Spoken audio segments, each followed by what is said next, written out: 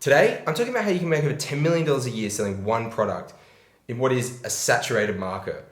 Now, I found this brand on a platform called Magic Brief over the weekend, and I'd signed up for a free trial just to see what it's like. It's where you can go and spy on other competitors' ads, see what's working, what's scaling. Not sure if I'll sign up. It has some pretty cool features. Probably won't sign up for the full thing just this moment, but I enjoyed playing around with it and I found this brand anyway.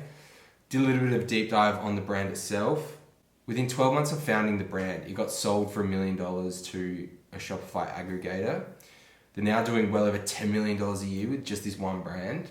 I did a bit of a deep dive on Saturday, built a little bit of a funnel out. It's nothing special or pretty, but it shows you exactly start to finish the customer journey, why they're working so well, the creative testing strategies, how they deeply understand their customers and the angles that they use to attract new customers. And they go through the landing pages, the product pages, the emails you get sent after. And I just wanted to put together in a video and have some actionable takeaways for anyone at any stage of their business, because I think that this brand does the simple things really well. So let me know what you think of this breakdown. If you like it, if you want me to do one for your brand, if you want me to do one for competitors, and yeah, just let me know what you think about it in the comments.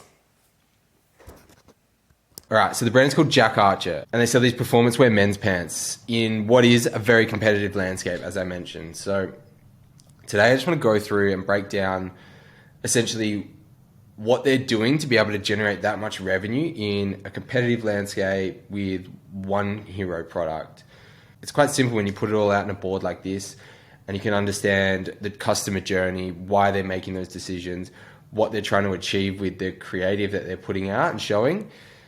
And yeah, it's a really good way to understand what makes a brand successful and what makes a competitor successful for any brand, and where you kind of have gaps in the market and what you can improve on. So I'm just gonna get straight into it, show you some of their creative diversity first and where they're pushing their traffic to, because that's the most important part of the process, is getting eyeballs on your products and getting people to your landing pages or your storefront. So first things first, I mentioned I found one of their ads on an ad spy tool. I went straight to their ad account just to see what they were doing and how the whole process was working. 480 results in their ad account. Obviously all of them aren't live, but it just shows you that it takes a lot of creative to be able to generate a lot of revenue. You need to be constantly testing new things, iterating, trying new angles. The most obvious piece of content that they use in their ad account is UGC. I think it's really important for a product like this that you have a variety of different people using it that look different, that sound different, and that will allow you to engage with as many people as possible in the market. And the chances of someone seeing a creator that looks like them or talks like them, or that they can resonate with, increases as you start to spread far and wide and get your products into many different people in many different settings, using them in all kinds of situations. So UGC is a really, really big one for them. It's quite obvious from the minute you go in their ad account. They're using image ads as well. These are easily replicatable. They're using humor. A big part of their angle is that the pants make your ass look great. So a lot of guys would traditionally never think about that or never speak that they want to accentuate those curves or that they want to, feel sexy in their pants, but they understand their customers, who they're targeting, and they're just pushing it constantly. We just keep pushing it. So you'll notice as we go down further along that this part of this feature of the product and how they push the curves of the product are really important. So we'll just keep going along with that. The next one is they're still using UGC, but they're clearly scripting them to talk about some sort of comedy and skit in there. So they would give them some talking points, or they would give them a brand book or a theme of these are the unique selling points of the product. This is what customers love about our product. Try and play up on that. Try and be funny about it. Try and be different and create a pattern interrupt when someone's scrolling on the feed. So all of these three, well, pretty much every single one of their ads talks about making your bum look good or making you look sexy, and they just keep pushing this. So another really good example. This is an animated image ad. This is obviously just a screenshot of it, so I couldn't put it on there. But again, another pattern interrupt. Looks like someone's falling off, and then you kind of stop scrolling and go, oh, what's happening here? They've got your attention, and then they can start to push the product some more. And then the last one that I wanted to talk about, which I thought was probably the most important one, and it's something that shows a deep understanding of their customer, something that shows a deep understanding of their customers. It shows why they're targeting them, who they're targeting exactly, and the desired outcome. And that is using females in a lot of their ads. Not only as females slapping people on the butt saying how sexy they look, but talking about these are the best 3 ways to dress. These are the best 3 benefits of a good pair of pants. These are my must-haves for a pair of pants. You know, these pants make me want him so bad. All of these things are connecting to a deeper desire for their target audience, and that they want to look good, and that they want to feel comfortable in pants, and that they want female attention, and they want to impress their wives, partners, first dates, whatever it is. So traditionally with a brand, you would just go and use your target audience in all of your ads, but by figuring out who you're actually targeting it for, what their emotional connection would be for purchasing the product, it opens a whole new world up. There's not many brands out there that are using females talking about how sexy their boyfriends look in these clothes. But these guys do it really, really well. Their ads are on brand. They use a variety of different creators in different settings again. And I think this is what would drive a lot of traffic to their website, and also what would drive a lot of conversions, either from other females seeing it and purchasing it for their husbands or partners or whatever it is, or from the guys that see it and think, yep, I want to look good for whoever I'm trying to impress. I'm going to buy these pants. So this is a really, really important part of their ad strategy, and I really like that.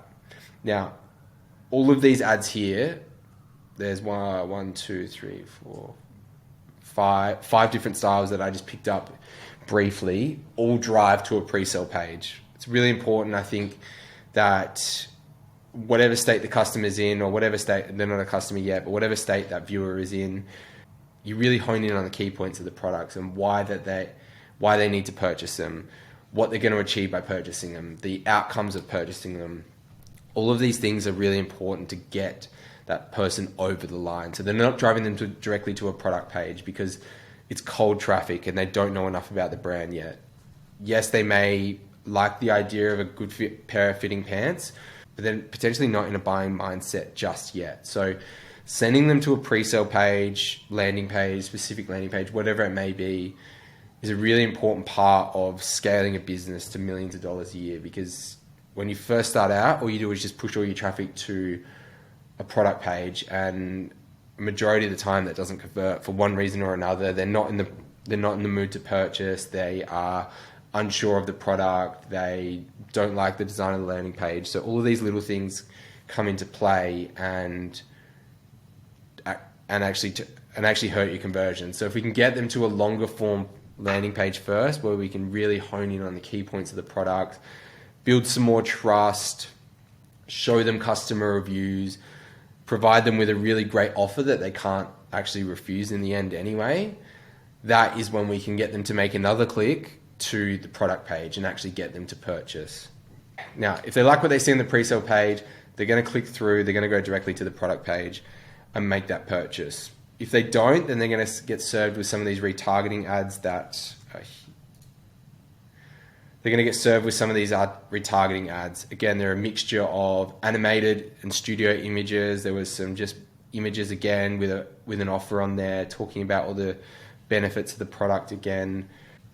All of these things are just trying to get the customer back onto that product page. So if they need a little bit more convincing, or they need to see a great offer that they had up, a huge call out being, your ass never looked this good, that's going to get them to click again and then get them to the product page.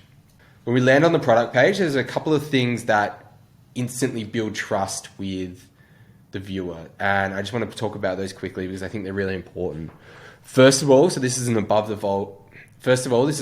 the fold on mobile view. They've got the reviews, and then they've got a really great actual worded review that you can talk about. So I think that's a really important part of building trust instantly. It's easy to see. You're just reinforcing that they're making the right idea. You're just reinforcing the fact that they're making the right decision to be purchasing these pants specifically for them. The next thing is the what's my size. I think this is something that a lot of clothing brands get wrong, and probably what they see a lot of. I think this is what a lot of clothing brands get wrong, and it's something that can dramatically reduce your return rate and your refund rate, is actually having an interactive size finder. So you click onto it, you go to your height, you put in your weight, you put in like your chest build, your waist, everything, and it will give you the specific size, waist and length that you should be purchasing. So there's no doubt in my mind when I land on this page, yep, I'm a 33, 32, I'm going to purchase that straight away, because if I click around, I'm in between sizes, I'm unsure. It takes all the doubt out of it. It just builds a little bit more trust, and it makes me feel like I'm comfortable purchasing these pants, and I'm not going to be in between sizes or I have to buy 2 sizes.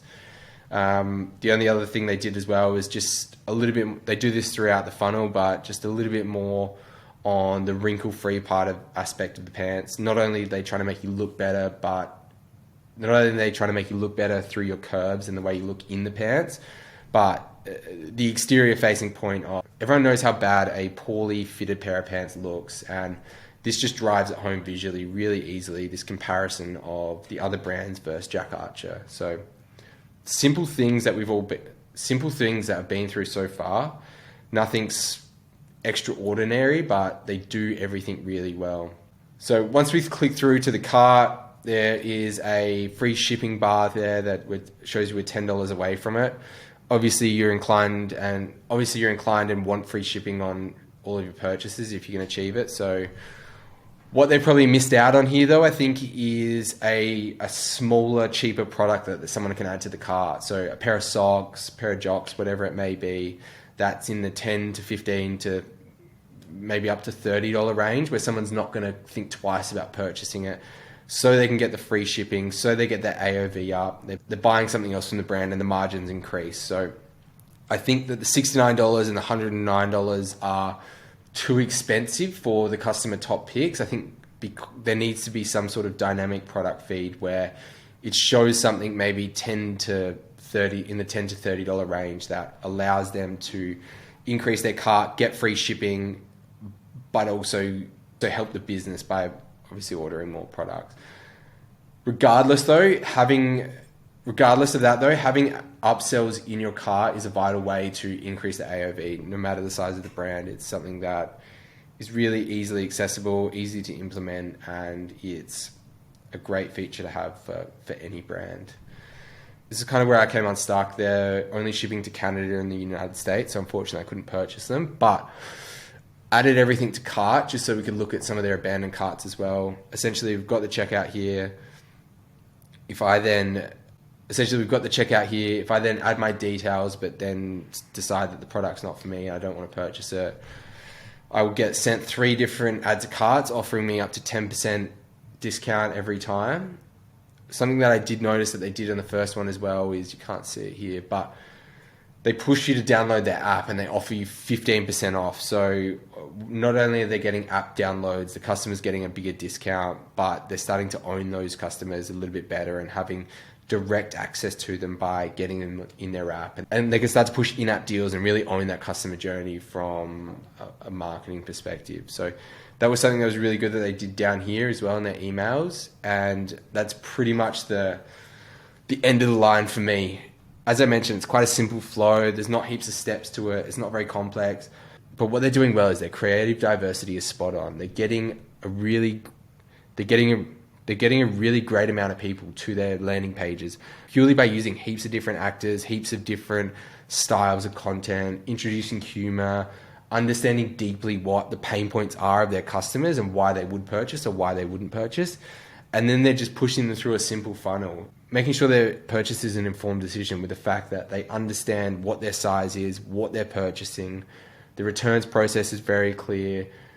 The reviews are very clear. Everything's super clear. You know what you're getting. You know you're getting a great deal. You know it's cheaper than the other brands out there, but it's of better quality. And for me, I think this is just a great example of how you don't need heaps of products. They don't need 50 different products driving all their revenue. They're selling one pair of performance pants to males in what is a competitive space, but they're doing really, really well. So hope you enjoyed this. DM me if you want me to break down yours or your competitors' ads and the funnels and figure out where you can actually optimize things, or where there's an opportunity to leverage new creatives or a better landing page. So love to help, love to hear what you think of the video, and obviously thanks for watching.